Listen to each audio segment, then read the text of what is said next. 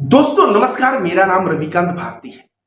इस्लाम धर्म में और मोहम्मद साहब की जिंदगी में अगर आप देखेंगे तो छुआछूत, ऊंच नीच, भेदभाव, जाति पाति, असमानतावादी बातों को कहीं भी स्थान नहीं दिया गया है। एक शब्द मात्र भी आपको नहीं मिलेगा।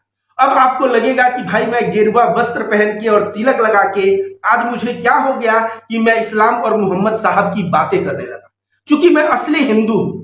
मेरे से कुछ लोग आज मिल गए जो मेरे परिचित हैं और मुझे बैठ के समझाने लगे कि तुम पठान देखने चले गए तो तुम जो है मुसलमानों के सपोर्टर हो, तो तुम जो है हिंदू विरोधी हो। जबकि उन गधों को मैं कितना बार बोला हूं कि मैं जो है हिंदू धर्म पे पूर्ण विश्वास करता हूं। जो हिंदू धर्म कहता है सर्वे भवन्तु सुखिनः, सभी लोग सुख में रहे, जिसमें मुसलमान भी आते हैं।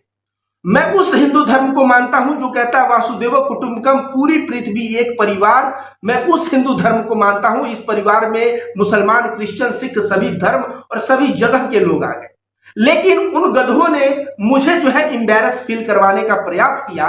मैं जवाब के तौर पे मैं इस्लाम धर्म का भी अध्ययन करके बैठा हूं और मैं बता रहा हूं कि इस्लाम धर्म में जात पात, ऊंच नीच, छुआछूत, भेदभाव, असमानता का कोई जगह नहीं।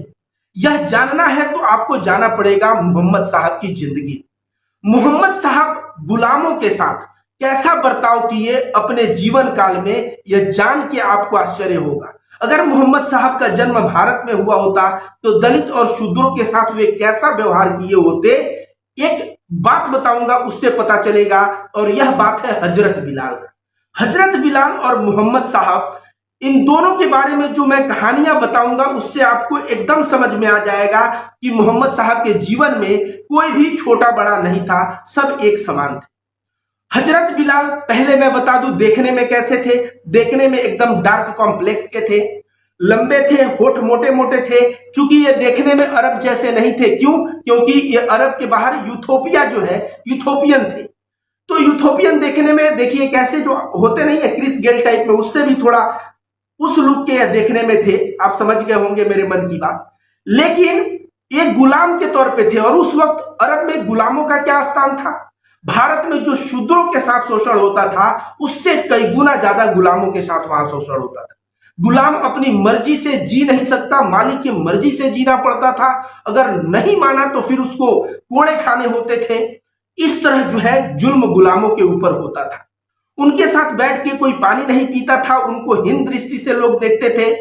और हजरत बिलाल भी एक गुलाम हुआ करते थे। जब मोहम्मद साहब का संदेश उनके कानों तक पहुंचा तो हजरत बिलाल के कानों तक जैसे ही पहुंचा, अब देखिए मोहम्मद साहब ने हजरत बिलाल को कितना ऊंचा मुकाम दिलाया।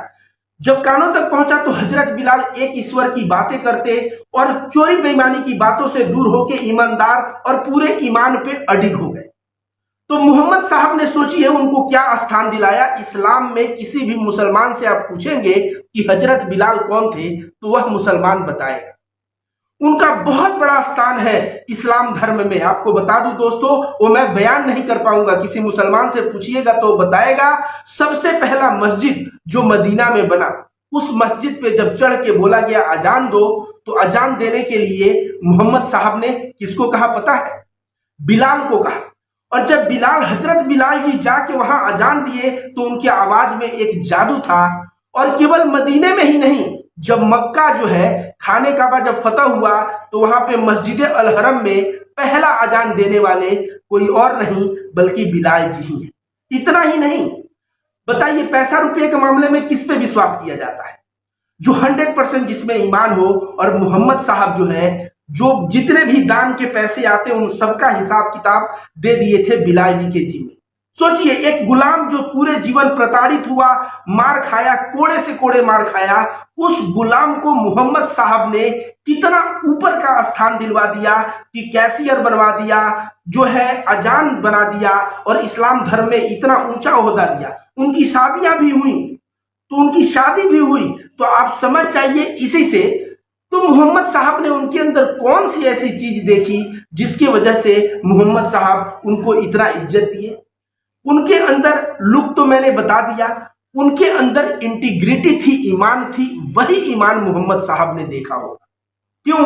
क्योंकि वह जब उनका मालिक उनको मारता है और कहता है, ये जब कहते हैं ईश्वर एक है तो मारता है और कहता है तू मेरे बुत को भगवान कह, ये बहुत मार खाते हैं। अरब के तपती गर्मी में इनको रेगिस्तान जब एकदम बहुत ज्यादा गर्म हो जाता है, उसमें लेटा के कोड़े बरसाए जाते थे, इनके जो सीना है उसके ऊपर चट्टान रख दिया जाता था, मारा जाता था, लेकिन यह बार बार कहते थे ईश्वर एक है।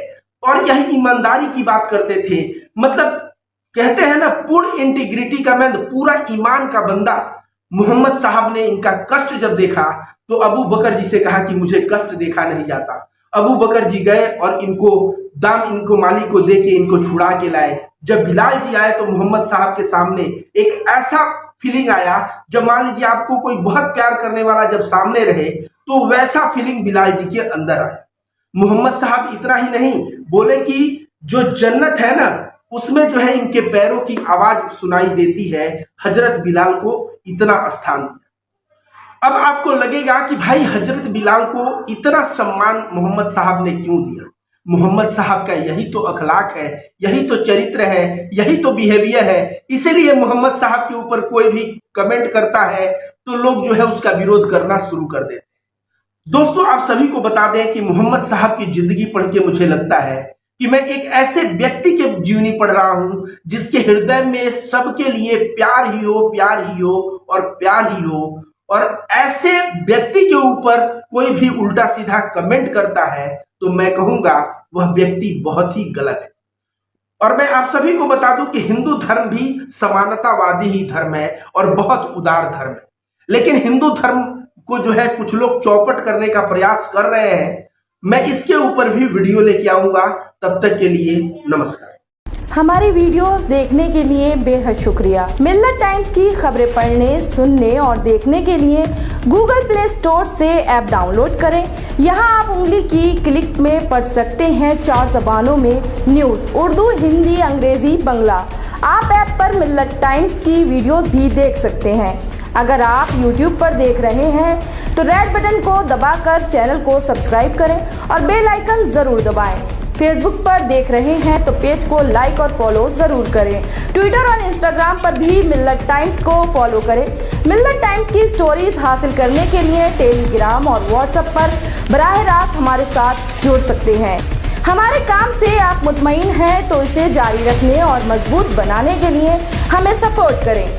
स्क्रीन पर दिख रहे और डिस्क्रिप्शन में दिए गए अकाउंट नंबर पर मिल्लत टाइम्स को अपनी रकम भेज सकते हैं। अगर आपके इलाके का कोई मामला है, आपकी मसाइल को मीडिया में जगह नहीं दी जा रही है तो हमें ईमेल करें या व्हाट्सएप पर मैसेज करें। हम उठाएंगे आपकी आवाज़। मिल्लत टाइम्स मतलब मजलूमों की आवाज़, नफरत के खिलाफ जंग, फर्जी खबरों से निजात। www.millattimes.com